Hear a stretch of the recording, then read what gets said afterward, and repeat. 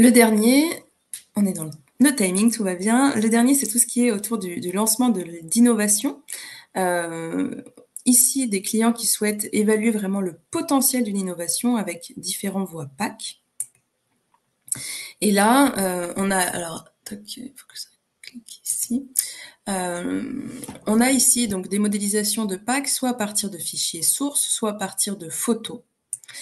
Et vous le savez mieux que moi, mais au moment d'un test de PAC, il est vraiment capital que l'exécution, que le réalisme soit au rendez-vous. L'idée ici, c'est de tester des prototypes avant même qu'ils soient créés. Donc, il faut que l'image soit de grande qualité. J'espère que le partage d'écran ne dénature pas le réalisme. Il est, par exemple, important pour nous que nos répondants puissent lire correctement les mentions au dos du pack, que les matières soient correctement restituées. On a le métal, par exemple, sur la gauche, le côté plastique plutôt sur la droite. Et en fait, ça va être extrêmement important pour nous que les packs soient de façon tout à fait spontanée, puissent être évalués au même titre qu'un pack réel. Alors justement, comment est-ce que l'on teste nos packs grâce à cette solution? Différents KPI.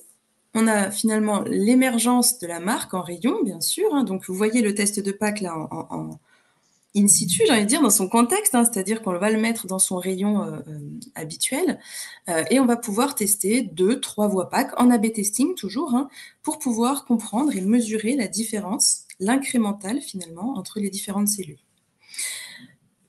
Donc, quelle est l'émergence de votre pack en rayon? Est-ce qu'il y a un taux d'impact visuel? Quel a été bien sûr le taux d'achat? Est-ce que c'est la voie 1, 2, 3, 4 qui remporte le plus d'achats?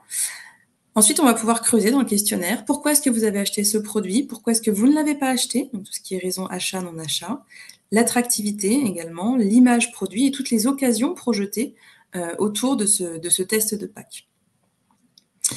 Et évidemment, un diagnostic du pack en 3D. Donc là, on va vraiment avoir toutes les batteries d'items très classiques autour du test de pack. Puis, on va finir par l'intention d'achat et également la fréquence d'achat qui est imaginée pour ce produit.